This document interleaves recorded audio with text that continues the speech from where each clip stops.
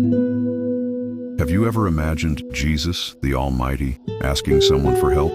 That question might sound strange at first, perhaps even a little unsettling for some. After all, we're talking about the Son of God, the one who multiplied loaves and fishes, who calmed storms with a single word, who raised the dead. How is it possible that someone with so much power needed to ask for help from simple fishermen and tax collectors? But this very question leads us to a discovery that can completely transform the way we see our own humanity, our struggles, our fears, and especially our resistance to asking for support when we need it most. There is a specific moment recorded in the scriptures where Jesus did something you may have never perceived with the depth it deserves. A moment where he not only demonstrated his humanity in a touching way, but where he validated one of our greatest needs as human beings. Let's walk through this journey of discovery together, and I promise that by the end of our conversation, you will have a completely new perspective on vulnerability, on community, on what it means to be truly strong. More than that, you will discover how this unique moment in Jesus' life can be the key for you to overcome the pride that stops you from seeking help when you need it, and how it can transform your relationships in a deep and lasting way. Close your eyes for a moment and imagine the scene. It's night, a dense, heavy night. The air is thick with a tension that seems to cut the atmosphere like a knife. Jesus walks with steps that reveal the emotional weight he carries on his shoulders. He knows what is coming. Every detail of the suffering he will face in the coming hours is crystal clear in his divine mind. The betrayal, the abandonment, the scourging, the nails, the cross. But there is something even heavier than all of that. He knows he will carry upon himself the sin of all humanity, experiencing a separation from the Father that his soul has never known. It is in this context that something extraordinary happens. Jesus, who had always been the comforter, the one who offered support, the one who extended a hand to lift the fallen, now finds himself in the position of needing comfort. And it is here that he does something that teaches us a profound lesson about humanity. He asks for help. How many times have you found yourself in a similar situation? I'm not necessarily talking about a literal cross, but about those moments in life where something difficult is approaching. It could be a conversation you need to have, but have been putting off for months. It could be a decision that will completely change the course of your life. It could be a medical diagnosis you've received and haven't fully processed yet. It could be the loss of a loved one that you see approaching inevitably. In these moments, something very interesting happens to us. On one hand, our soul cries out for companionship, for someone to be by our side, to offer not necessarily solutions, but simply presence. On the other hand, our pride whispers that we must be strong, that asking for help is a sign of weakness, that we should be able to handle everything on our own. Jesus knew this internal struggle because he lived it.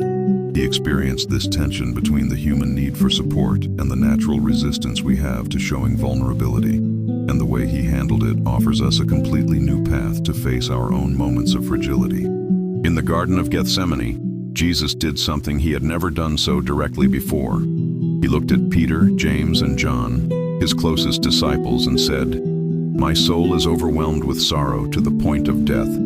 Stay here and keep watch with me." These words are so much more than an instruction. They are a plea for help, a cry for companionship, an acknowledgement that, in that moment, he needed human presence to face what was to come. Think about the courage it took for Jesus to say those words. He was the leader of that group. He was the one the disciples always turned to when they needed direction, strength, answers. He was the rock they all leaned on. And now he was saying, "I need you. I need you to stay here with me. I don't want to face this moment alone." This vulnerability from Jesus shatters all the paradigms we have about leadership, about strength, about independence. It shows us that acknowledging our need for support is not weakness, but rather a demonstration of profound humanity and wisdom. But let's go beyond the surface of this story. Why did Jesus need the disciples' company? Didn't he have direct access to the Father? Couldn't he summon legions of angels if he wanted to? Of course he could. But he chose to fully live the human experience. And part of that experience includes the fundamental need we have for community, for not facing life's storms in complete solitude. Jesus was teaching us that God did not create us to be self-sufficient in every situation. He created us to live in relationship. to offer support to one another, to share not only our victories but also our moments of greatest vulnerability. When you stop to think about it, it's liberating, isn't it? If Jesus, being who he was, recognized his need for human support, how much more should we be humble enough to do the same? If he wasn't ashamed to say, "I need you," in a moment of pain, why are we so afraid to utter those same words? The reality is that our culture teaches us to value independence above all else. We are bombarded with messages that say strong people handle everything on their own, that asking for help is admitting failure, that vulnerability is something to be hidden at all costs. But Jesus turned this logic completely on its head. Imagine for a moment how different it would be if we had the same courage as Jesus. If instead of pretending everything is fine when it clearly isn't, you had the honesty to say to someone you trust, "I'm going through a difficult time and I need support." If instead of carrying the weight of an important decision alone, you sought the wisdom of people who love you and want what's best for you. But here's something even deeper in this story. Jesus didn't just ask for help. He specified what kind of help he needed. He didn't say, "Solve my problems." He didn't say, "Take this difficult situation away from me." He said, "Stay here and keep watch with me." He asked for presence. He asked for companionship. He asked for someone to be there, simply there, as he faced his internal struggle. This teaches us something fundamental about the kind of support we truly need in most of our crises. Most of the time, we don't need someone to solve our problems for us. We don't need someone to have all the answers. We need someone who is willing to stand by our side while we find our own way through the storm. There is a touching beauty in the simplicity of Jesus' request. He wasn't asking for a miracle. He wasn't asking for a magical solution. He was asking for something that every single one of us is capable of offering and receiving: genuine presence, sincere companionship, the willingness not to let someone face their darkest moments alone. How many times have you been in a situation where all you needed was someone to just sit there with you? Someone who didn't try to minimize your pain with platitudes, who didn't rush to give advice, but who was simply present, offering the quiet but powerful comfort of human company. And how many times have you had the opportunity to be that presence for someone, but missed the chance because you didn't know what to say, or because you thought you needed to have all the answers? Jesus' example shows us that sometimes the best thing we can do for someone is simply to be there. But let's be honest about something. Jesus' request was not met as he had hoped. The disciples fell asleep, just when he needed them most, just when he had the courage to be vulnerable and ask for support. They couldn't stay awake to offer the presence he had asked for.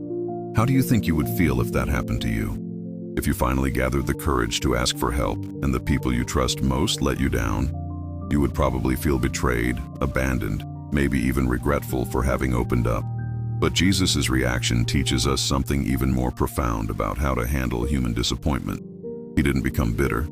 He didn't decide to never ask for help again. He didn't build emotional walls to protect himself. He understood that people are flawed, that even those who love us can't always live up to our needs. But that doesn't invalidate the importance of seeking support. Jesus taught us that our need for community should not depend on the perfection of the people around us. He showed us that we can and should seek human support, but our ultimate strength will always come from our connection with God. In fact, that's exactly what happened that night in Gethsemane. When the disciples failed to offer the support Jesus asked for, he turned completely to the Father in prayer. And the scriptures tell us that an angel from heaven appeared to strengthen him.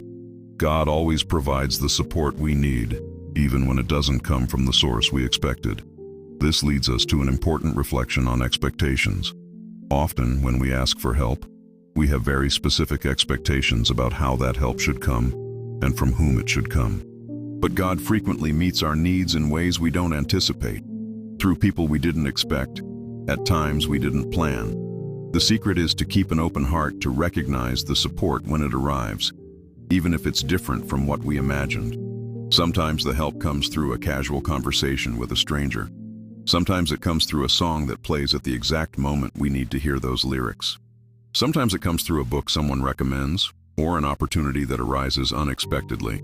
But returning to that specific moment in Gethsemane, there's something else Jesus teaches us about asking for help. He was specific about with whom he shared his vulnerability. He didn't broadcast his anguish to just anyone. He chose his closest disciples, those with whom he had built relationships of trust over years of fellowship. This reminds us of the importance of cultivating deep, safe relationships where we can be vulnerable without fear of judgment. Jesus didn't seek support from people he knew would criticize him or use his vulnerability against him. He chose people who, despite being imperfect, he knew genuinely loved him. Perhaps one of the reasons we are so afraid to ask for help is because we haven't cultivated this type of relationship in our lives. Maybe we've surrounded ourselves with superficial relationships, where we always wear a mask, where we never show who we really are beyond the edited version we present to the world. Jesus' example challenges us to go beyond these shallow connections. He encourages us to invest time and energy in relationships where we can be authentic, where we can share not only our successes, but also our struggles, our fears, our moments of uncertainty. And here's something that might completely change your perspective on relationships. When you have the courage to be vulnerable with someone, when you share your real struggles, you are actually offering a gift to that person. You are giving them the opportunity to be useful, to make a difference in your life, to exercise compassion and practical love. People who genuinely care about you want the opportunity to support you in difficult times. When you don't ask for help out of pride, you are actually depriving those people of the joy of being able to reciprocate the affection they feel for you. Jesus understood this. He knew his disciples loved him, and even knowing they were imperfect, he gave them the opportunity to demonstrate that love through practical support. The fact that they failed on that specific night did not invalidate the love they felt for him, nor the importance of him having created that opportunity. But let's talk about another fascinating aspect of this moment. Jesus asked for help, but he also continued to do his part. He didn't become passive, waiting for the disciples to solve everything. He continued to pray, continued to seek strength in communion with the Father, continued to make the decisions he needed to make. This teaches us that asking for help doesn't mean abdicating our personal responsibility. It means recognizing that some journeys are too heavy to be walked in complete solitude, but that doesn't make us dependent or passive. It means we continue to do our part, but with the comfort of knowing we are not completely alone in the process. There is an important difference between healthy support and codependency. Jesus modeled for us how to seek support in a mature way, specifying clearly what he needed, not transferring all responsibility to other people, and maintaining his personal connection with God as his primary source of strength. When we learn to ask for help in this way, our relationships become healthier and more balanced. We don't become a burden to the people we love, but instead we create opportunities for deeper, mutually enriching connections. Now, I want you to think for a moment about your own life. Is there an area where you have been struggling alone for too long? Is there an emotional weight you have been carrying without sharing it with anyone? Is there an important decision you have been avoiding because you feel overwhelmed and don't know where to start? The example of Jesus in Gethsemane gives us permission to acknowledge that we don't have to be strong all the time. He shows us that there is wisdom in recognizing when we need support, and courage in asking for that support from the right people. But more than that, he shows us that our vulnerability can be a pathway to deeper connections with God and with the people we love. When we stop pretending we have everything under control, we create space to experience divine care in ways we never imagined possible. Perhaps today is the day for you to have the same courage Jesus had that night. Perhaps it's the day for you to say to someone you trust, "I need support. I don't want to face this alone." Or perhaps it's the day for you to become more available to be the kind of presence Jesus asked of his disciples that night. The vulnerability of Jesus in Gethsemane did not make him less divine. It did not make him less powerful. In fact, it made him more accessible, more relatable, closer to our own human experience. It shows us a God who doesn't just observe our struggles from heaven, but who came down to experience them with us. And that changes everything, doesn't it? Knowing that Jesus understands exactly how we feel when we need support but are afraid to ask. Knowing that he went through the same internal struggle between pride and need. Knowing that he validated our need for community by demonstrating his own. When we grasp this, our resistance to asking for help begins to dissolve.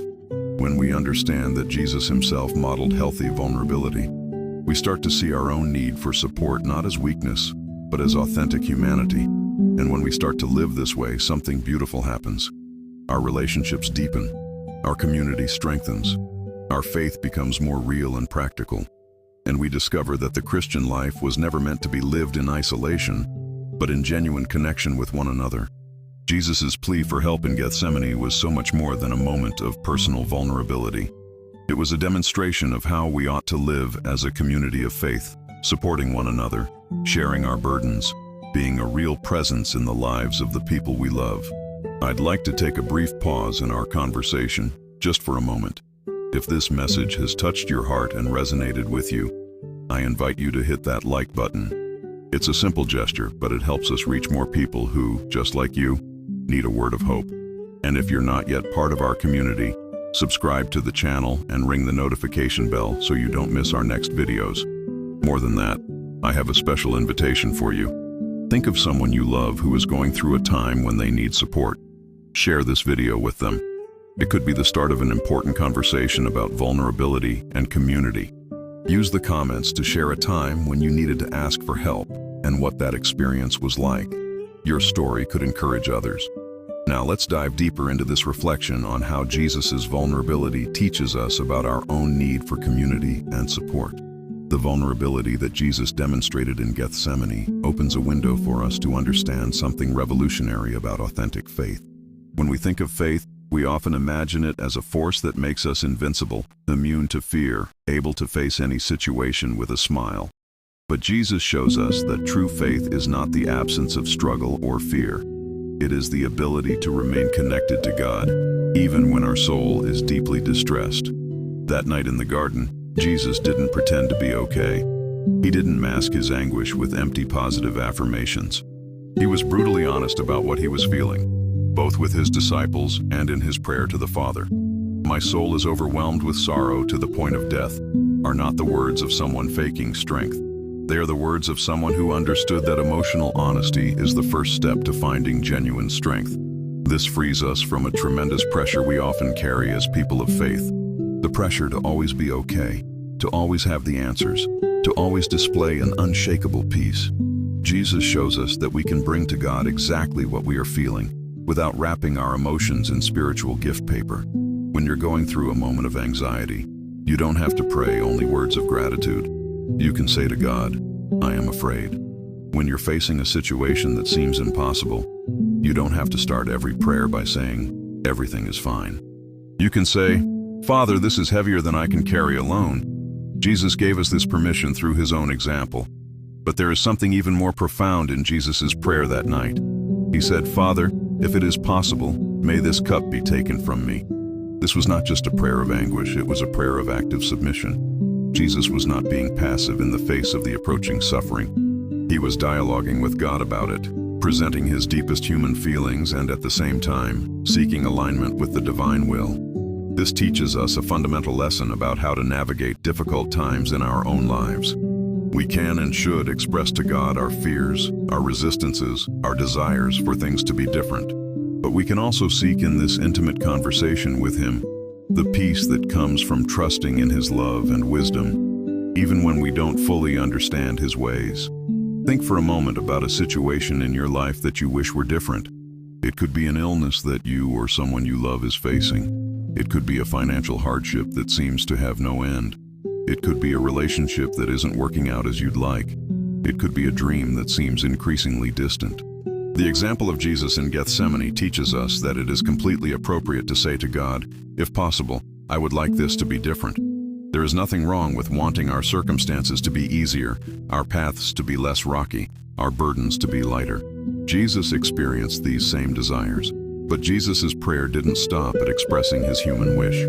It continued, "Yet not as I will, but as you will." These words represent one of the most powerful demonstrations of trust in God found in the scriptures. Jesus didn't just passively accept a difficult situation. He actively chose to trust in the Father's wisdom and love, even when it meant facing suffering. This is the difference between resignation and surrender. Resignation is when we give up and become bitter or apathetic. Surrender is when we choose to trust God's character even when we don't understand his methods. Jesus modeled genuine surrender, which is neither easy nor automatic, but brings a peace that transcends human understanding. And here is something that can completely transform your prayer experience. You don't have to arrive at that place of surrender immediately. Jesus prayed the same prayer 3 times that night. This shows us that sometimes we need time to process our feelings, to wrestle with our resistances, to find peace amidst the inner storm. How many times have you felt guilty for not being able to accept a difficult situation right away? How many times have you criticized yourself for feeling fear or anxiety about something you knew was in God's hands? The example of Jesus frees us from this guilt. He shows us that the path to peace often passes through internal struggle, and this struggle is not a sign of a lack of faith, but of authentic humanity. The repetition of Jesus' prayer also teaches us about spiritual perseverance. There are times in life when a quick prayer is not enough. There are situations that require us to return repeatedly to God's presence, not because He didn't hear us the first time, but because our soul needs time to find alignment with His will. This is especially important when we are facing difficult decisions or prolonged periods of uncertainty. Jesus shows us that it is perfectly appropriate to return to God repeatedly with the same issue, processing different aspects of our feelings, seeking clarity and peace gradually. But let's talk about another fascinating aspect of Jesus' experience in Gethsemane, the presence of divine support. The scriptures tell us that an angel appeared to strengthen him. This shows us that when we genuinely seek God in times of need, He always provides the strengthening we require, even if it's not in the exact way we expected. This raises an important question about expectations. Often, when we pray for help, we have very specific ideas about how God should respond. We want Him to completely remove the difficulty, to change our circumstances instantly, to make everything easy and painless. But Jesus' experience shows us that sometimes God doesn't remove the cup, but He always provides the necessary strength to drink it. This is a crucial distinction that can transform your perspective on prayer and how God works in your life. He doesn't always change your circumstances, but He is always willing to change you so that you can face those circumstances with strength, wisdom, and peace that come from Him. When you understand this, your relationship with prayer becomes less about trying to control outcomes and more about seeking intimacy with God. You stop seeing prayer as a way to get God to do what you want and start seeing it as an opportunity to align your heart with His. This doesn't mean we shouldn't ask God for specific things. Jesus taught us to ask for our daily bread, to seek His provision, to present our needs. But it means we can make these requests from within a relationship of trust, knowing that He always responds according to His perfect love and infinite wisdom. Now, let's explore another powerful aspect of Jesus' experience in Gethsemane, how He dealt with human disappointment. When He returned and found the disciples sleeping, His response reveals something profound about forgiveness and understanding human frailty. He didn't rebuke them in anger. He didn't say He would never trust them again. Instead, He showed a deep understanding of human limitations. The spirit is willing, but the flesh is weak. These words are not just about the disciples that night. They are about all of us, about how our best intentions don't always translate into perfect actions. This teaches us something fundamental about maintaining healthy relationships even when people disappoint us. Jesus did not base His mission on the perfection of His disciples. He did not allow their failure to alter His commitment to love and forgiveness. He understood that expecting perfection from imperfect people is a recipe for bitterness and loneliness. How many times have you ended relationships because someone didn't meet your expectations? How many times have you built emotional walls because you felt abandoned in a moment of need? Jesus' example offers a different path, the path of compassionate understanding combined with realistic expectations. This doesn't mean we should accept any behavior or that we shouldn't have healthy boundaries in relationships. It means we can love people while acknowledging their limitations, and we can seek human support without making our emotional peace dependent on the perfection of that support. Jesus shows us that it's possible to keep an open heart to receive imperfect love from imperfect people, while finding our primary source of strength and security in God. This is a skill that can completely transform your relationships and your ability to live in community in a healthy way. But there is yet another aspect of Jesus' experience that deserves our attention: how He kept His purpose clear even in the midst of emotional anguish. The pain He was feeling did not make Him lose sight of why He was there, what His mission was, what the greater meaning of His suffering was. This teaches us something vital about how to navigate our own difficult times. It's easy when we are going through painful situations to lose sight of the bigger picture of our lives. It's easy to get so focused on the pain of the present moment that we forget our values, our goals, our deepest identity. Jesus shows us that it's possible to feel deep pain and still maintain clarity about who we are and where we are going. He shows us that we can process our difficult emotions without allowing them to completely define our reality or dictate our decisions. Think for a moment about an area of your life where you have been feeling overwhelmed or discouraged. It could be at work, in relationships, in your health, in the dreams you are pursuing. It's easy, when things get tough, to start questioning whether it's worth continuing, whether you're on the right path, whether you have enough strength to persevere. The example of Jesus in Gethsemane reminds us that these questions are normal and human, but that we don't have to make important decisions based solely on what we are feeling at the moment. We can process our emotions, seek support, pray for clarity and strength, and then make decisions based on a broader understanding of our lives and our purpose. This requires a skill that Jesus demonstrated perfectly: the ability to distinguish between what we are feeling and who we are. He was feeling deep anguish, but he knew he was still the Son of God with a mission to fulfill. He was experiencing human fear, but he knew his love for humanity was greater than that fear. Developing this skill can transform how you face challenges. When you learn to acknowledge your emotions without being controlled by them, when you learn to seek support without abdicating your personal responsibility, when you learn to trust God even when you don't fully understand His methods, you develop an emotional and spiritual resilience that can carry you through any storm. But Jesus also teaches us about the importance of brutal honesty with ourselves and with God. He didn't try to minimize his anguish or pretend to be stronger than he really felt. He acknowledged the depth of his pain and expressed it to both his disciples and the Father. This is something many of us struggle with. We have a tendency to downplay our difficulties, either to avoid bothering other people, because we believe admitting struggle is a sign of weakness, or because we are afraid to face the full reality of what we are feeling. But Jesus shows us that emotional honesty is the first step to finding genuine healing and strength.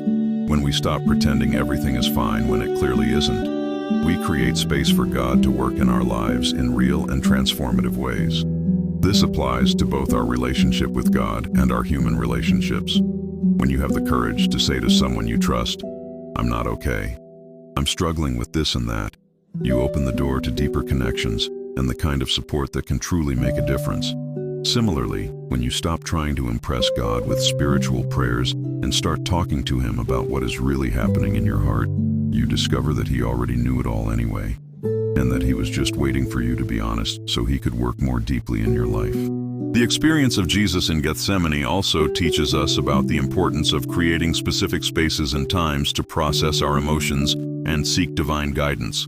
He didn't try to deal with his anguish while teaching the crowds or performing miracles.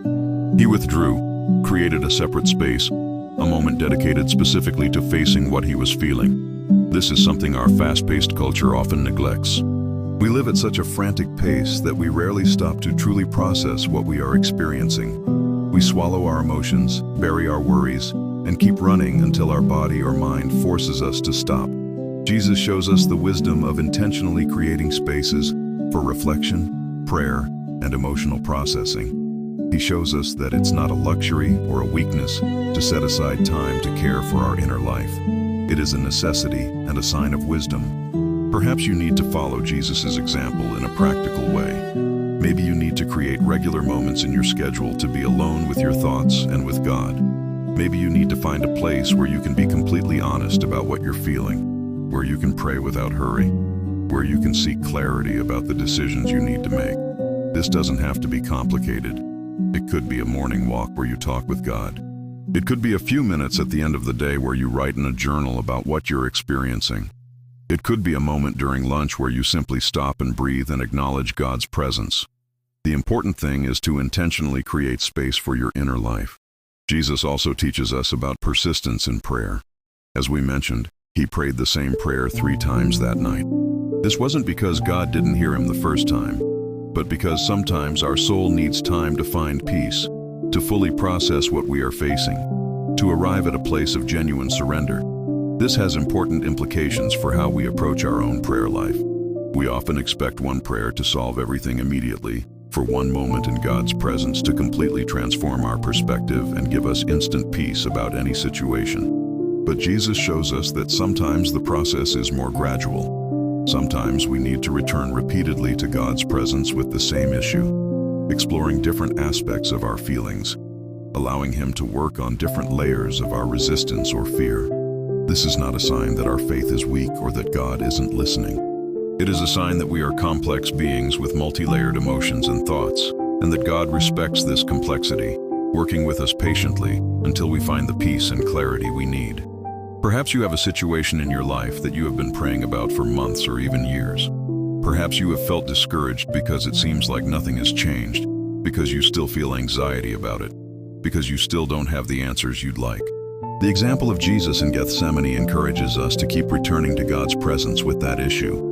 Not because God has forgotten or because He doesn't care, but because sometimes the process of seeking His will and finding His peace is itself part of what He is doing in our lives. Every time you return to God with the same concern, you are developing spiritual muscles of persistence and faith.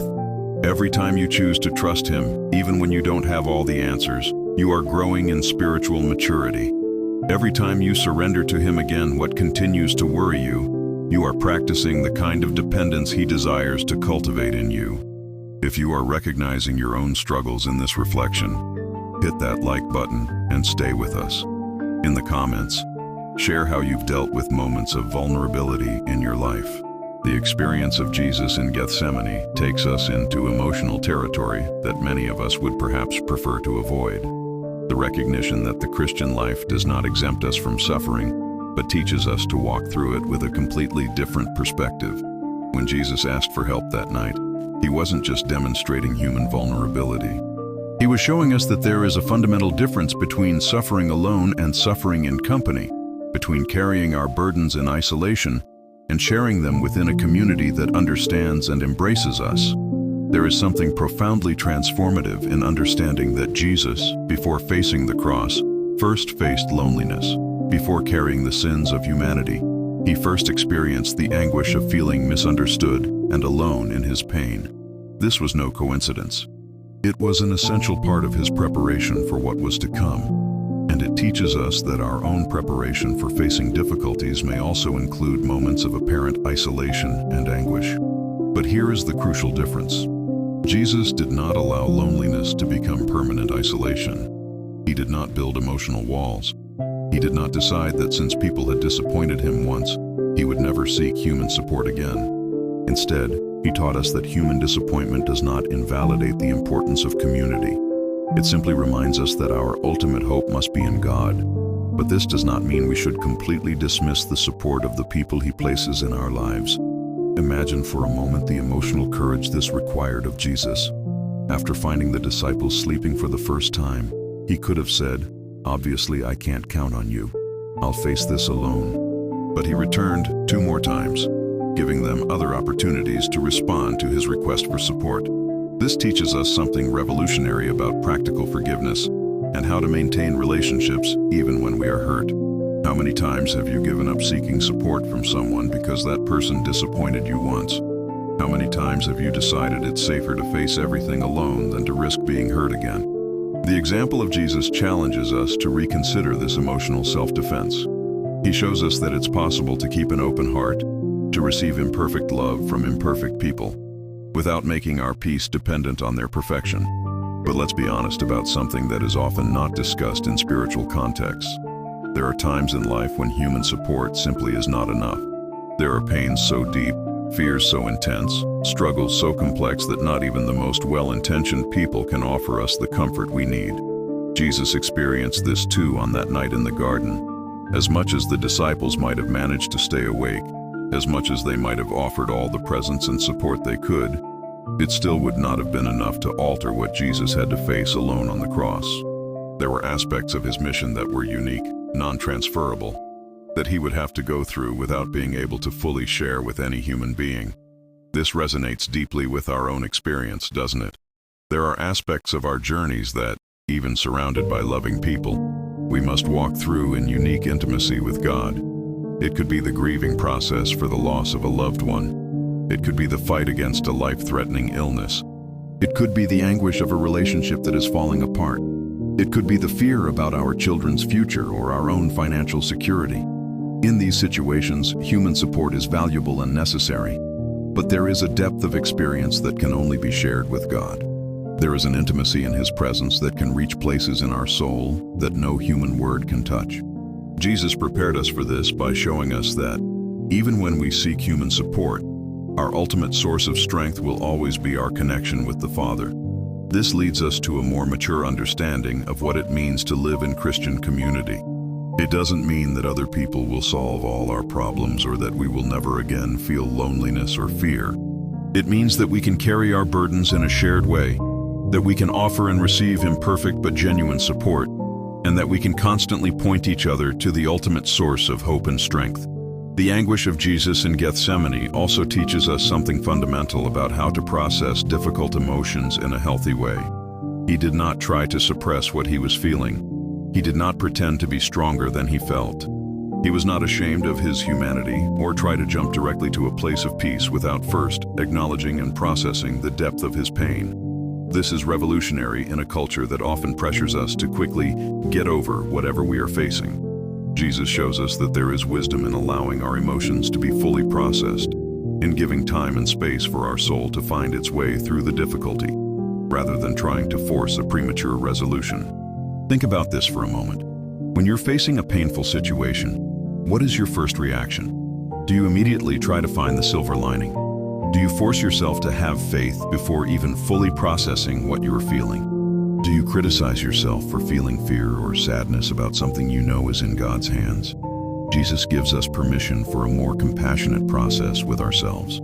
He shows us that we can feel the full depth of our difficult emotions and still walk toward trust in God. He teaches us that emotional honesty and faith are not opposites, but companions on the path to healing and spiritual growth. There is something profoundly liberating in understanding that Jesus sweat drops of blood that night. This is not just an interesting medical detail. It is a visceral demonstration that the anguish he experienced was real, physical, intense. His body was responding to the emotional stress his soul was processing.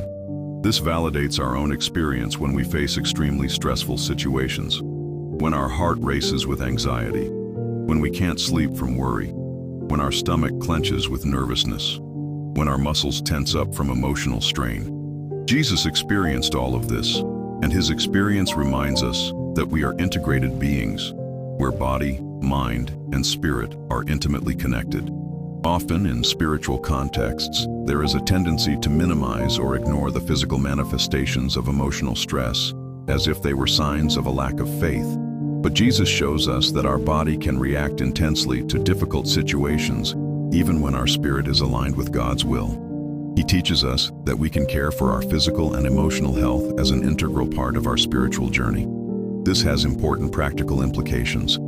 It means that when you are going through a period of stress or difficulty, taking care of your sleep, your diet, your exercise, seeking professional help when needed, are not signs of spiritual weakness. They are practical ways of honoring the fact that God created you as an integrated being, and that caring for every aspect of who you are can be a form of worship. Jesus' sweat, like drops of blood, also speaks to us about the reality of the emotional cost of doing the right thing.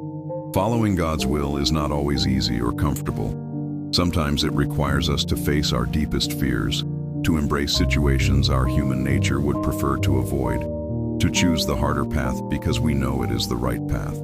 Jesus prepared us for this reality. He showed us that obedience to God can be accompanied by intense internal struggle, and that this struggle does not invalidate our obedience. In fact, it can make our obedience even more meaningful, because it demonstrates that we are not following God only when it's easy, but also when it requires genuine sacrifice. Perhaps you are facing such a situation in your own life.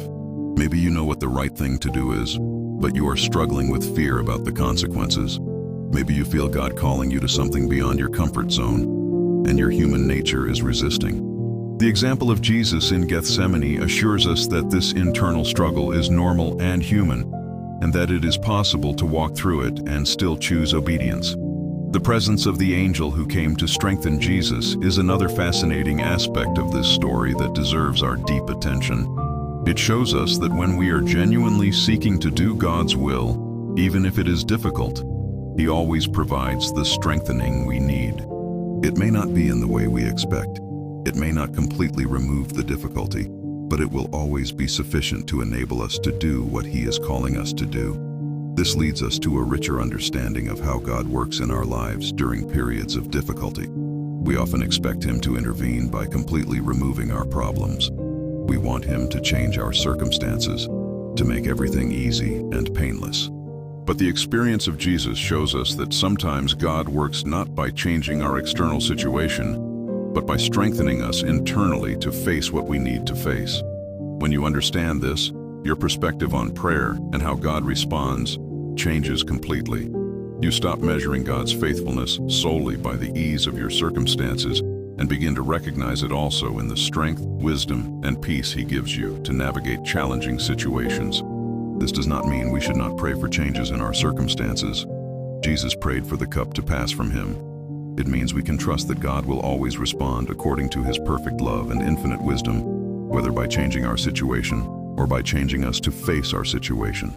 The angelic strengthening Jesus received also teaches us about being open to recognizing divine support when it comes.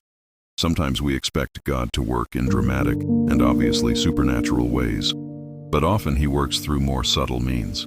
A conversation at the right time, a song that plays exactly when we need to hear that message, a book someone recommends, an unexpected opportunity that arises, a sense of peace that we cannot logically explain. Jesus was open to receiving divine strengthening in the way it came. He did not insist that it should come in a specific manner or that it should completely remove His anguish. He simply received what the Father provided and allowed it to empower Him for what He needed to do. This challenges us to keep our hearts open to recognize the ways God may be working in our lives, even when they do not exactly match our expectations. Perhaps the strengthening you need will come through a new perspective someone shares with you. Perhaps it will come through an opportunity to serve others that helps you shift focus from your own problems. Perhaps it will come through a period of silence and reflection that allows your soul to find peace. Jesus' prayer, "Not my will, but yours be done," also deserves our deepest attention. These words were not uttered passively or with resignation. They were the result of an intense spiritual struggle, a process of consciously aligning human will with divine will. This teaches us that genuine surrender to God is not automatic or easy. It is a choice that often needs to be made repeatedly, especially in challenging situations. Jesus had to make this choice 3 times that night, which shows us that even for Him, reaching a place of complete surrender was a process. This reality frees us from the pressure of having to immediately accept any difficult situation we face.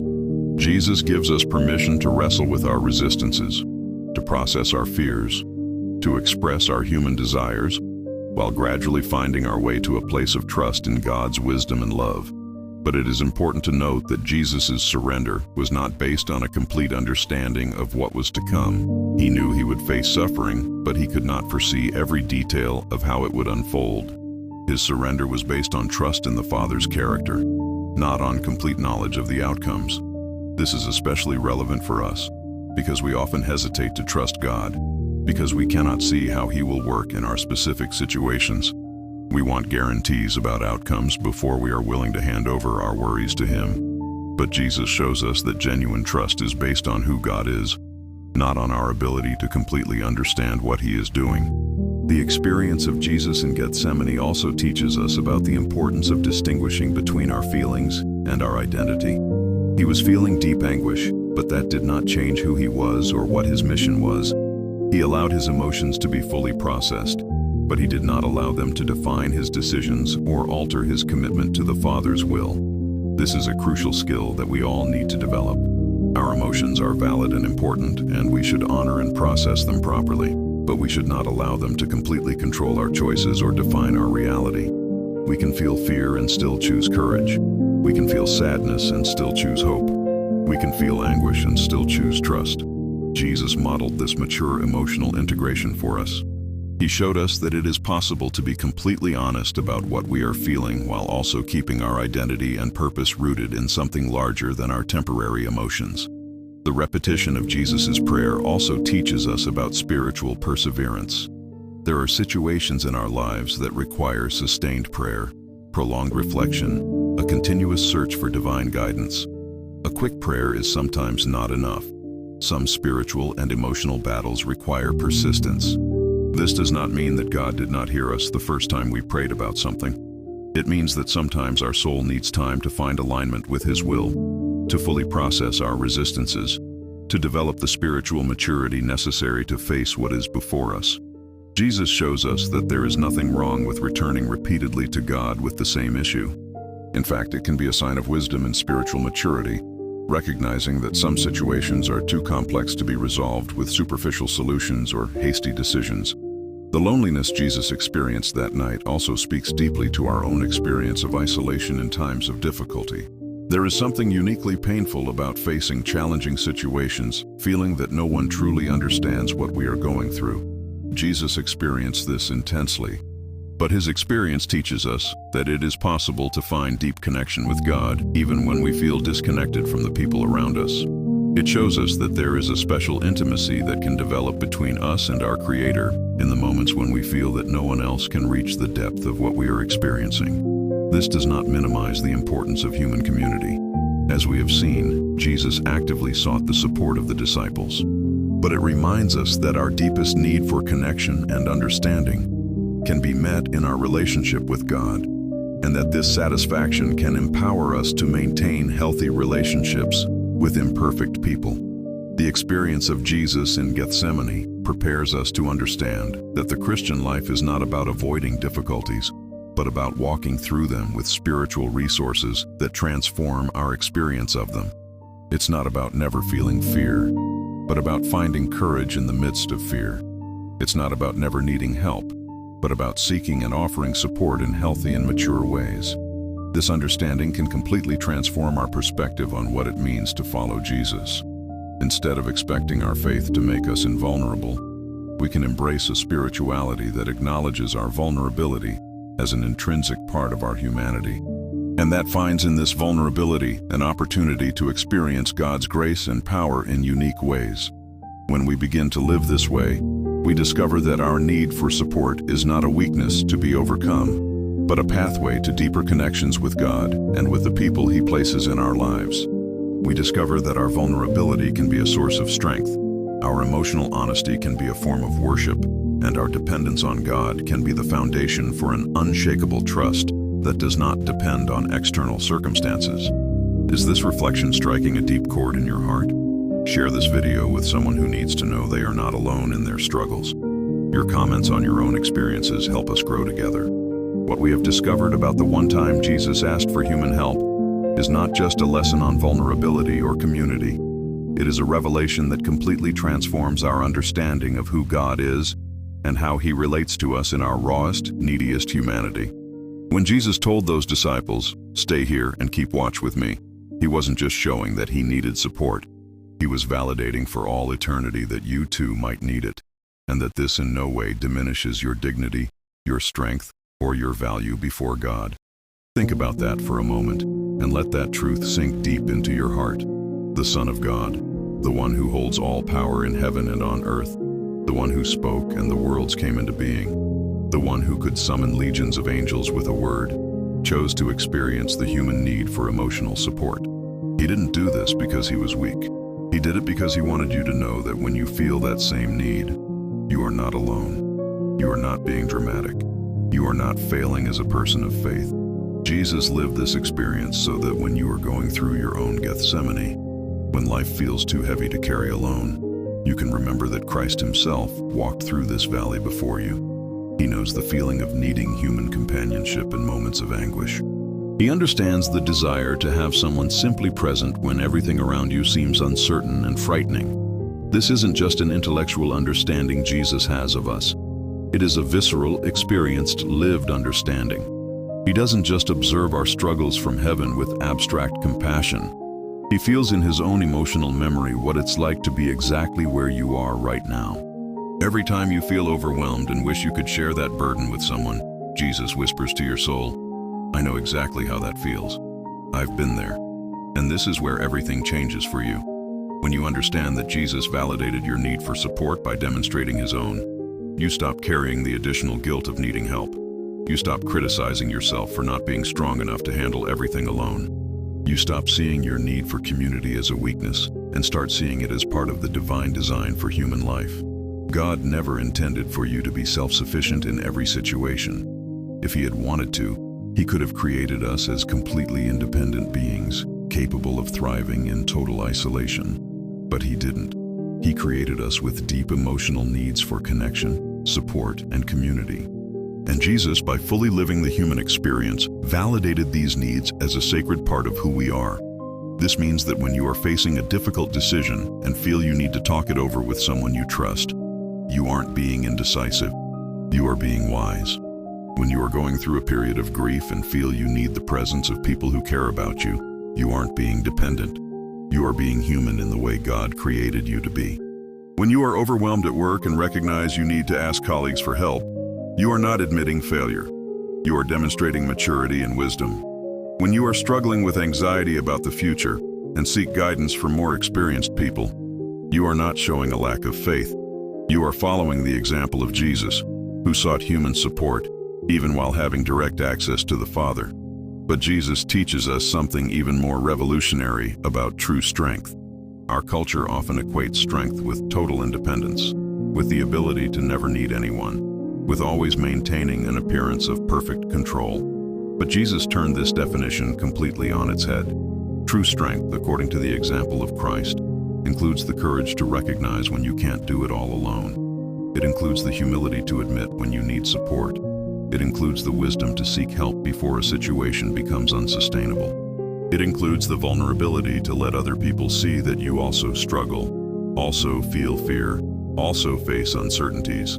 This redefinition of strength is liberating in ways you may not have fully grasped yet. When you stop trying to be strong in the way the world defines strength, you free yourself from an impossible pressure to maintain.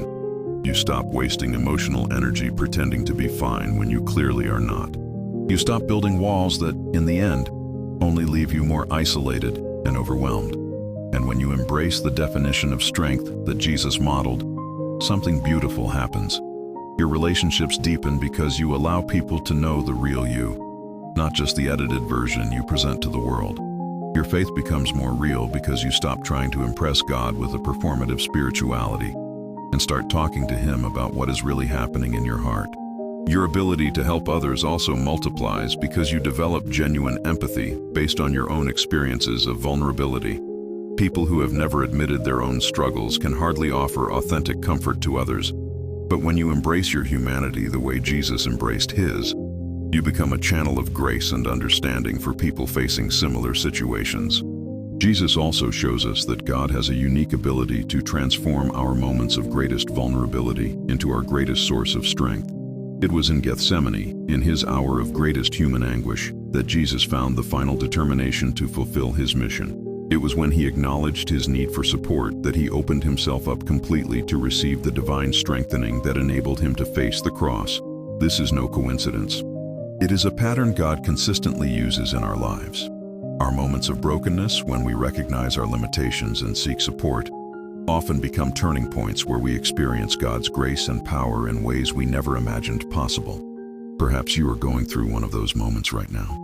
Maybe you've reached a point where you recognize you can't keep carrying the weight on your shoulders alone. Maybe you've resisted asking for help out of pride, fear, or shame.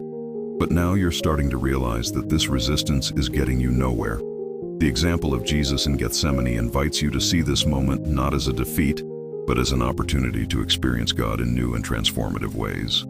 When you stop trying to be strong on your own and open yourself to receiving strength through community and divine grace, you discover reservoirs of resilience and hope you didn't know existed. But how do you do this practically? How do you apply the lesson of Jesus about asking for help in your own life? First, you need to honestly identify the areas where you have been struggling alone for too long. It could be a relationship causing constant stress. It could be a financial situation that's keeping you up at night. It could be a health issue causing anxiety. It could be a career decision you've been putting off because you don't know which direction to take. Jesus shows us that the first step is brutal honesty with ourselves and with God about what we are experiencing. Stop downplaying your struggles. Stop pretending everything is fine when it clearly isn't. Stop trying to solve everything on your own because you think you should be able to. The second step is to identify trustworthy people in your life with whom you can safely share your struggles. Jesus carefully chose with whom he shared his vulnerability. He didn't broadcast his anguish to just anyone. He chose people who, despite being imperfect, he knew genuinely loved him. You need to make the same wise choice. Not every person in your life is prepared to receive your vulnerability constructively. Some people might use your struggles against you. Others might try to minimize your feelings or offer superficial advice when you really just need presence and understanding. But there are people in your life who truly care about you, who want what's best for you, who would be honored to have the opportunity to support you in a difficult time. Jesus encourages us to identify these people and have the courage to be vulnerable with them. The third step is to be specific about what kind of support you need. Jesus was clear with the disciples. Stay here and keep watch with me. He didn't ask them to solve his problems. He didn't ask for advice on how to avoid the cross. He asked for presence, companionship, emotional support. Often, when we are struggling, we also don't need someone to have all the answers. We don't need someone to fix everything. We need someone who is willing to be with us as we go through the difficulty. We need someone who will listen without judgment, who will offer genuine presence, who will remind us that we are not alone. Be specific about this when you seek support. Say things like, "I don't need you to solve this for me, but it would be so valuable to have someone to talk to about what I'm facing." Or, "I'm not looking for advice right now, just someone who can listen and be present with me." Or, "I need someone who can pray with me about this situation." When you are specific about your needs, you help people know how to support you more effectively, and you avoid unnecessary frustrations when they try to help in ways that aren't exactly what you need at the moment. The fourth step is to maintain realistic expectations about human support. Jesus prepares us for this through his own experience. The disciples fell asleep when he needed them most. They couldn't live up to the support he had asked for, but that didn't invalidate the importance of his having sought that support. The people in your life are also flawed. They also have their own struggles, limitations, and moments of weakness. Sometimes they won't be able to offer exactly the support you need, exactly when you need it. This doesn't mean you should stop seeking human support. It just means you should seek that support from within a relationship of grace and mutual understanding. When someone isn't able to be there for you in the way you'd like, it's not necessarily an indication that they don't care about you. It might simply be an indication that they are going through their own struggles, or that they don't know how to offer the kind of support you need, or that they have limitations you weren't considering. Jesus teaches us to respond to these situations with grace, understanding, and forgiveness, while also keeping our primary expectations focused on God, who never lets us down and always provides the support we truly need, even if not always from the source we expected. The fifth step is to be open to recognizing divine support when it arrives, even if it's different from what you anticipated. Jesus prayed for the cup to pass from him, but instead of having his situation changed, he received strength to face what he needed to face. An angel appeared to strengthen him, not to remove his difficulty. God often works in the same way in our lives. Sometimes he changes our circumstances, but frequently he works by changing our ability to face our circumstances. Sometimes he removes our problems, but frequently he gives us internal resources to navigate our problems with wisdom, strength, and peace. Be open to recognizing when God is working in this second way. The strengthening might come through a new perspective someone shares with you. It might come through a sense of peace you can't logically explain, but that gives you the courage to take the next step. It might come through an unexpected opportunity that arises just when you need it most. It might come through Bible verses that take on new meaning in your specific situation. It might come through songs that play exactly when you need to be reminded of God's faithfulness. It might come through casual conversations that offer exactly the encouragement your soul needs to hear. The important thing is to keep your heart open to recognize God's hand at work, even when he isn't working in the exact way you would like or expect. Jesus shows us that we can trust that God always provides what we need, even when it doesn't exactly match what we think we need. The sixth step is to learn to become the kind of person who can offer others the support that Jesus asked of his disciples that night. When you experience the value of having people willing to keep watch with you in your moments of difficulty, you naturally develop a desire to offer that same kind of presence to other people.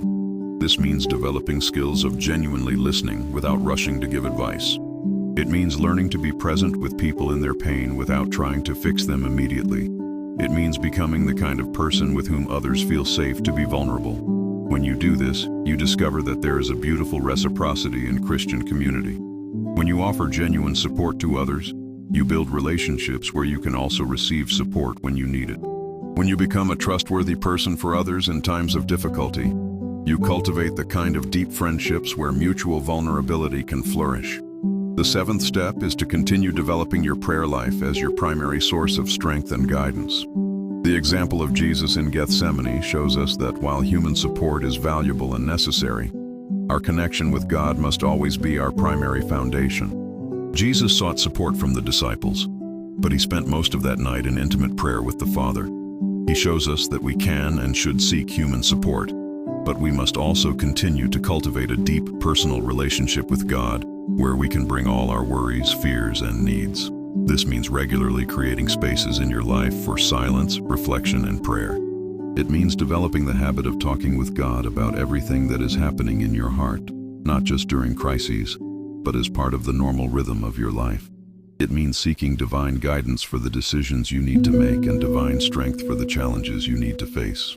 When you combine healthy human support with a robust prayer life, you develop an emotional and spiritual resilience that can sustain you through any storm. You will find that you are not at the mercy of your circumstances or dependent on the perfection of the people around you to maintain your peace and hope. The eighth and final step is to celebrate how God can use your own experience of vulnerability and need to bless other people.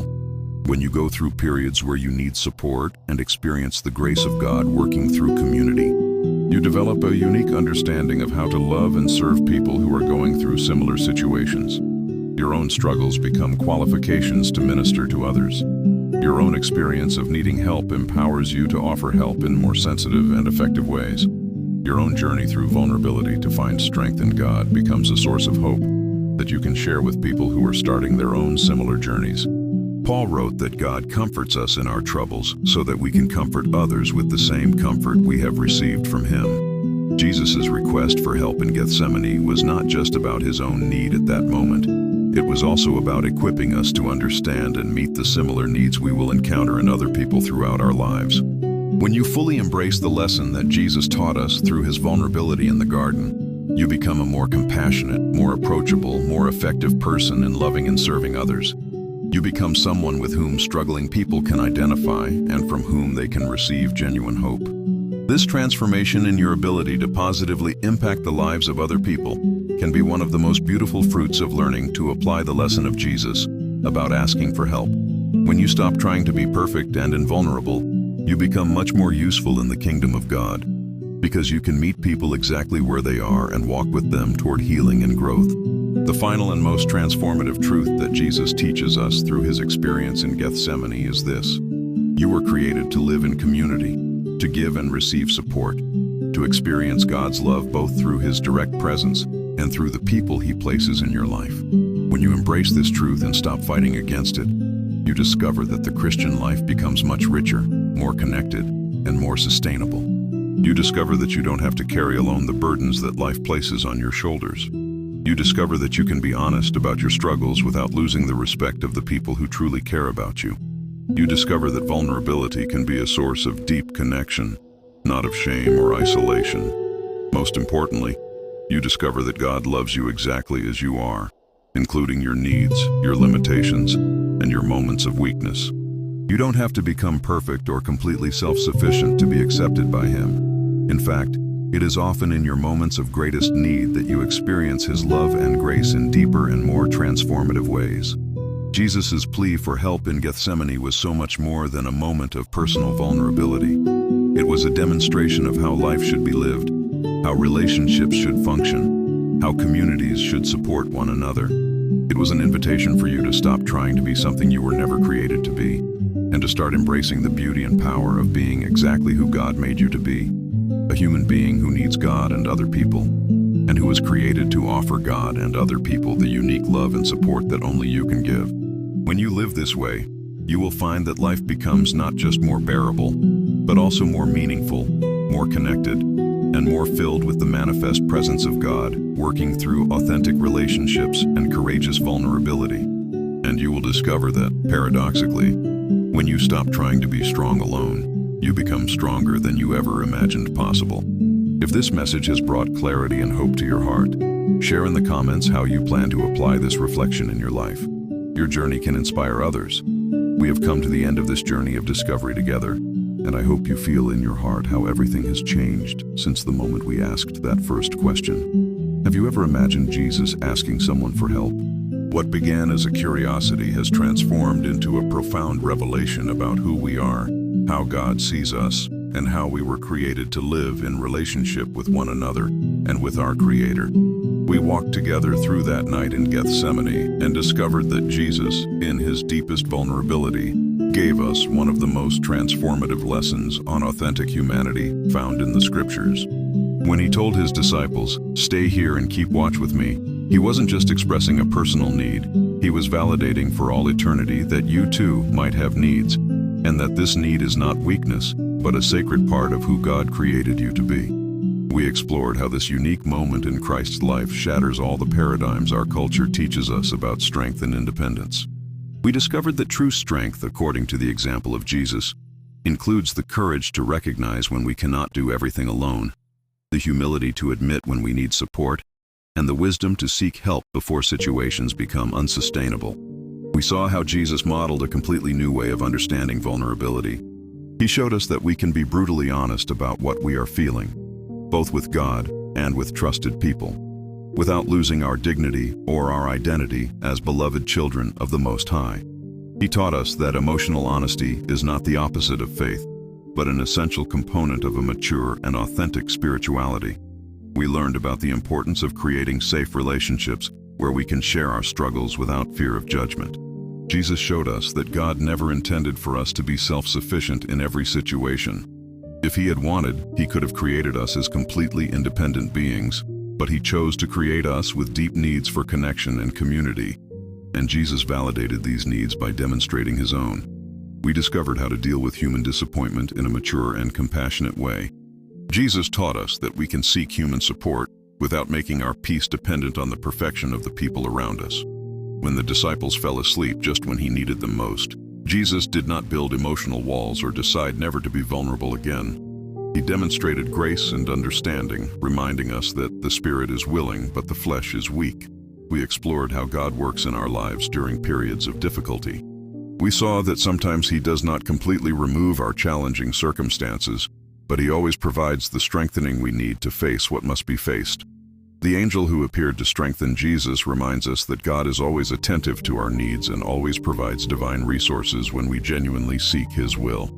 We learned about the importance of persistent prayer and the gradual process of aligning our will with God's will. Jesus showed us that there is nothing wrong with wrestling with our resistances, processing our fears, and expressing our human desires as we seek to find peace in trusting the Father's character and wisdom.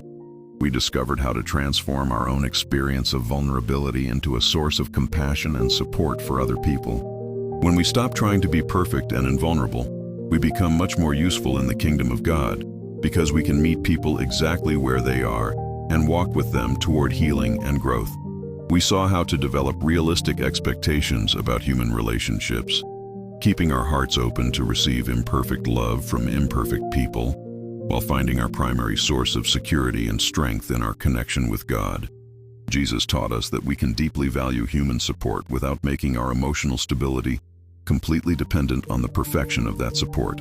We explored how to recognize and receive divine support, even when it doesn't arrive in the exact way we expected. God often works through more subtle means than we anticipate. Conversations at the right time, songs that play when we need to hear that message, books someone recommends, unexpected opportunities, feelings of peace we cannot logically explain. We learned about the importance of being specific about what kind of support we need when we seek help. Jesus was clear with his disciples about what he was asking for: presence, companionship, emotional support. He taught us that often we don't need someone to solve all our problems, but rather someone who is willing to walk with us as we navigate our difficulties. We discovered how to keep our purpose and identity clear even in the midst of emotional anguish. Jesus showed us that it is possible to feel deep pain and still maintain clarity about who we are and where we are going. He taught us that we can process our difficult emotions without allowing them to completely define our reality or control our decisions. We saw how to develop a robust prayer life as a foundation for healthy relationships and emotional resilience. Jesus showed us that while human support is valuable and necessary, our connection with God must always be our primary source of strength, wisdom, and guidance. We explored how to create regular spaces for reflection, emotional processing, and seeking divine guidance.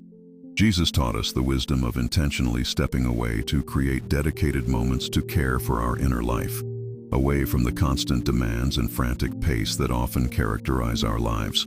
We learned about the integration of body, mind, and spirit, recognizing that we are whole beings where physical, emotional, and spiritual aspects are intimately connected. The sweat like drops of blood from Jesus reminded us that it is normal and healthy for our body to react to intense emotional stress, and that caring for our physical health can be a form of worship and practical wisdom. We discovered how to distinguish between passive resignation and active surrender to God.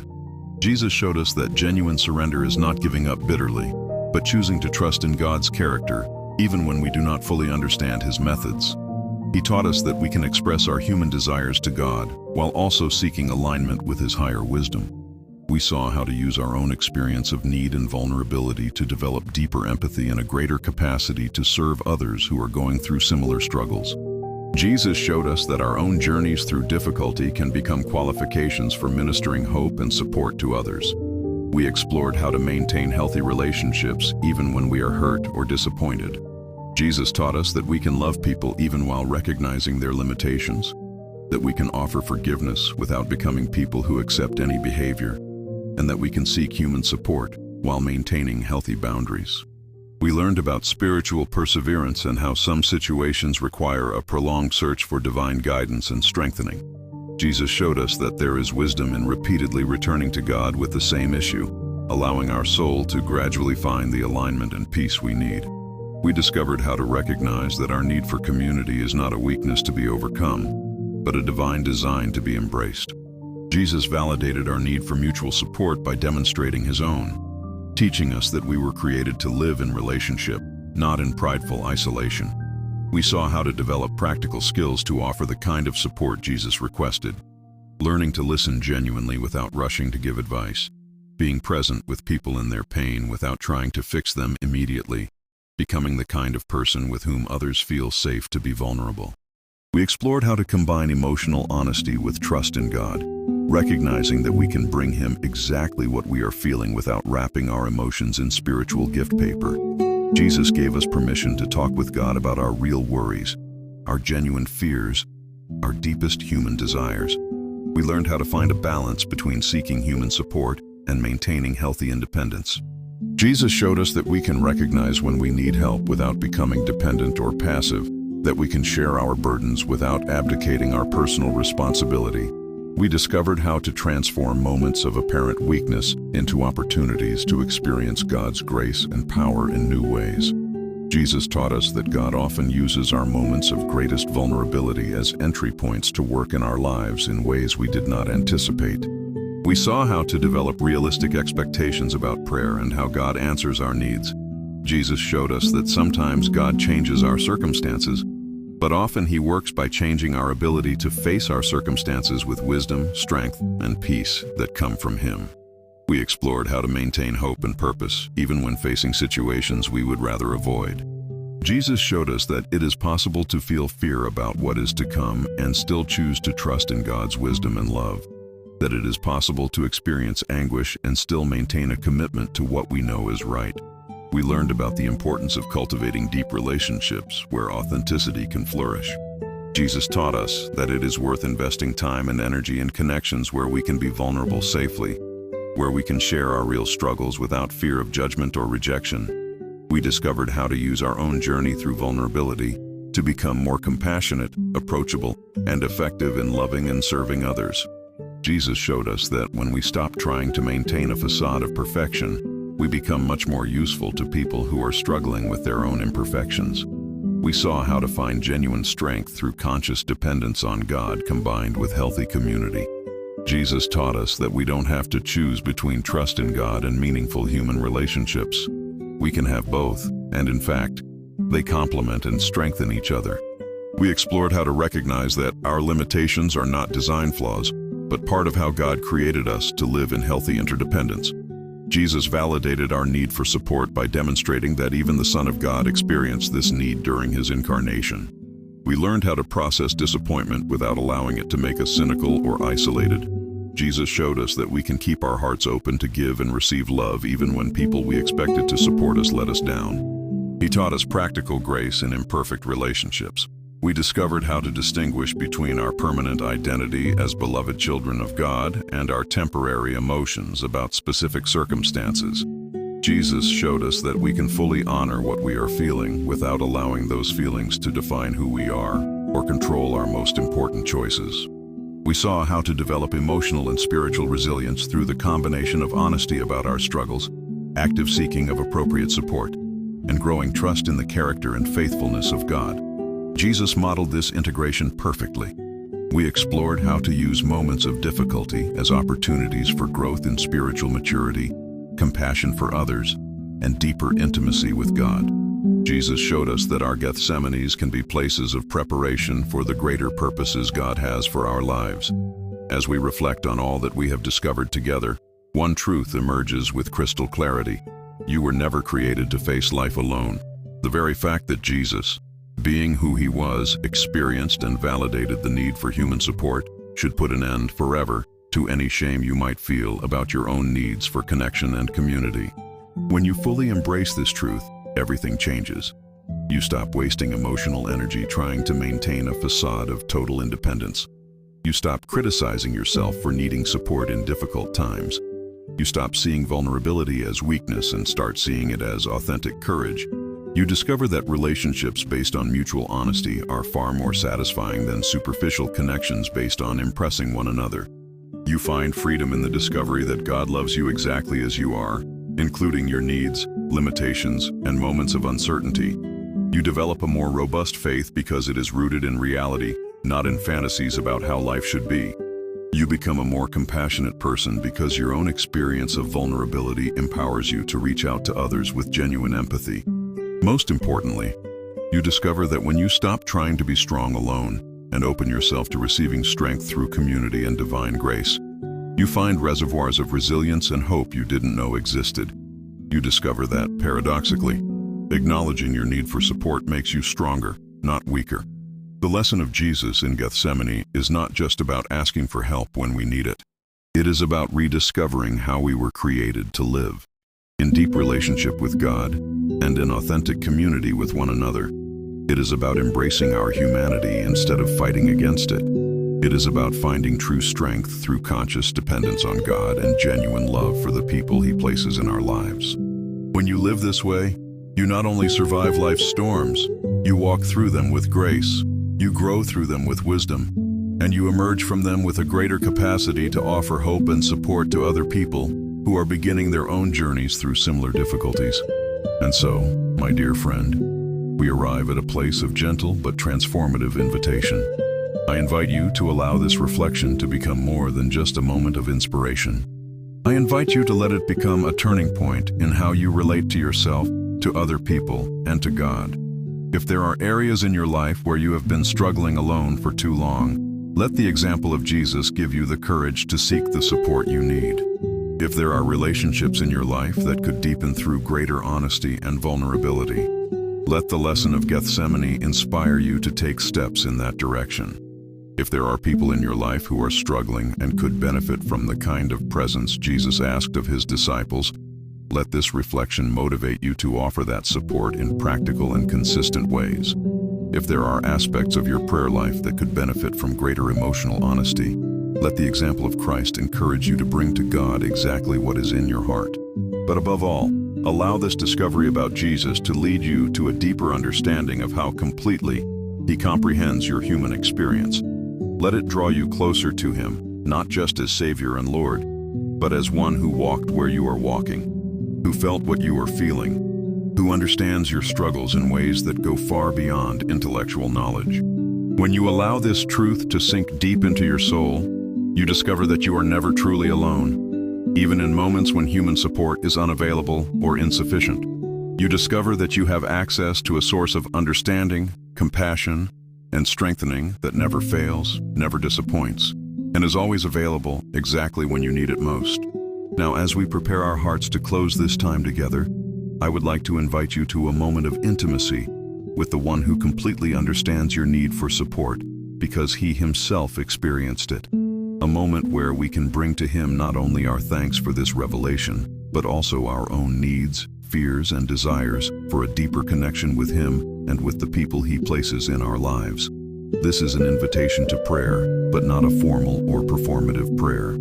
It is an invitation to talk with Jesus as someone who knows exactly what it's like to need support, someone who will never judge you for your needs, someone who is always available to offer the presence your soul most deeply craves. Heavenly Father, we approach you with hearts touched by the discovery of how Jesus demonstrated his humanity so profoundly on that night in Gethsemane. Thank you for giving us a Savior who does not just observe our struggles from heaven, but who came down to experience them with us, who understands our needs because he himself felt them. Thank you, Jesus, for having the courage to ask for help that night, for validating our own need for support and community. Thank you for showing us that true strength includes enough humility to recognize when we cannot do everything alone. Thank you for shattering the paradigms that make us feel ashamed of our most basic human needs. Forgive us for the times we have struggled alone out of pride, fear, or shame of seeking the support we needed. Forgive us for the times we failed to offer those around us the kind of presence and support you asked of the disciples that night. Forgive us for trying to be stronger than we were created to be, forgetting that you created us to live in healthy dependence on you and in loving community with one another. Today we surrender to you our resistance to asking for help. We surrender our fears of being judged for our needs. We surrender our tendency to try to solve everything on our own. Help us to have the same courage Jesus had to be vulnerable with trusted people, to seek support when we need it, to offer genuine presence when others are struggling. For those listening to this prayer who have been carrying burdens that are too heavy alone, Father, give them the courage to identify safe people with whom they can share their struggles. Show them that seeking support is not weakness, but wisdom. Help them to understand that you love them exactly as they are, including their needs and limitations.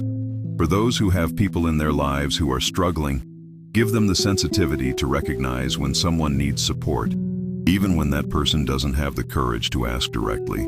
Help them to offer genuine presence, compassionate listening, and practical support in ways that honor the dignity of those who are suffering. Teach us to create relationships where authenticity can flourish, where vulnerability is met with grace, where we can be honest about our struggles without fear of rejection. Help us to build communities that reflect your heart of unconditional love and mutual support. Strengthen our prayer life, Lord. Help us to bring to you not only our organized gratitudes and requests, but also our confusion, our fears, our resistances. Teach us to talk with you about what is really happening in our hearts, not just about what we think we should be feeling. When we face situations where we know something difficult is coming, give us the same courage you gave Jesus to seek both human support and divine strengthening. Help us not to try to face our Gethsemanes alone, but to seek the presence of the people who love us, and especially your presence which never fails. For those moments when human support is unavailable or insufficient, remind us that you are always present, always understand, always offer the strengthening we need. Help us to recognize your support even when it comes in different forms than we expected. Give us the wisdom to distinguish between our temporary emotions and our permanent identity as your beloved children. Help us to fully process what we are feeling without allowing those feelings to control our most important decisions. Teach us the way of Jesus, to honor our humanity while trusting in your higher wisdom. Use our own experiences of vulnerability and need to make us more compassionate and useful people in your kingdom. Help us to understand that our struggles are not obstacles to our purpose, but can be qualifications for ministering hope to others who are going through similar difficulties.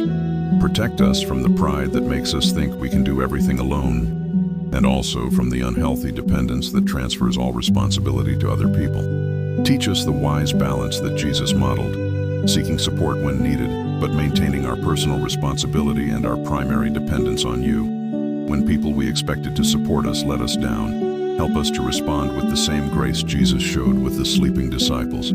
Teach us to keep our hearts open to give and receive love, even while recognizing that all people are imperfect and limited. For those who are hesitant to trust again after being hurt by people they trusted, bring gentle but complete healing. Show them that it is possible to learn wisdom from past experiences without building walls that isolate them from future meaningful connections. Help us to deeply value the human relationships you place in our lives, but without making our emotional peace completely dependent on the perfection of those people. Teach us to find in you our primary security, so that we can love others freely without impossible expectations. As we seek to apply these lessons in our daily lives, give us patience with ourselves during the process of growth. Remind us that even Jesus needed to pray 3 times to find complete peace with the Father's will. Help us to be kind to ourselves as we learn new ways of relating to you, to ourselves, and to others. May the lessons we have learned today be not just moments of inspiration that we quickly forget, but seeds of transformation that continue to grow in our lives day after day. May they change how we ask for help, how we offer support, how we pray, how we face difficulties, and how we live in community. Finally, Father, thank you for Jesus. Thank you that he chose to fully experience our humanity, including our need for support and community. Thank you that through him we can be certain that you understand every aspect of our human experience, that we are never truly alone, and that we always have access to a source of love, understanding, and strengthening that never fails.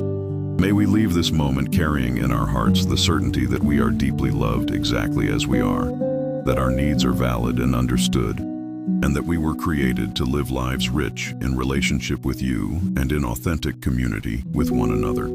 Fill our hearts with your peace, the peace that surpasses all understanding, the peace that does not depend on perfect circumstances but flows from knowing that we are known, loved, and sustained by you. May this peace be our strength for the days to come, our courage to seek and offer support as needed, and our constant hope that we are never beyond the reach of your love and care. In the name of Jesus, the one who completely understands our humanity and who loves us unconditionally, amen. May you leave this moment knowing in the depths of your being that you are loved, understood, and never truly alone. May you have the courage to seek the support you need and the wisdom to offer those around you the precious presence that Jesus asked for on that night in the garden. May the peace of Christ, who experienced exactly what you experience, guard your heart and your mind, and may you find, in the journey ahead, the beauty and strength that come from living the way we were created to live, in deep relationship with God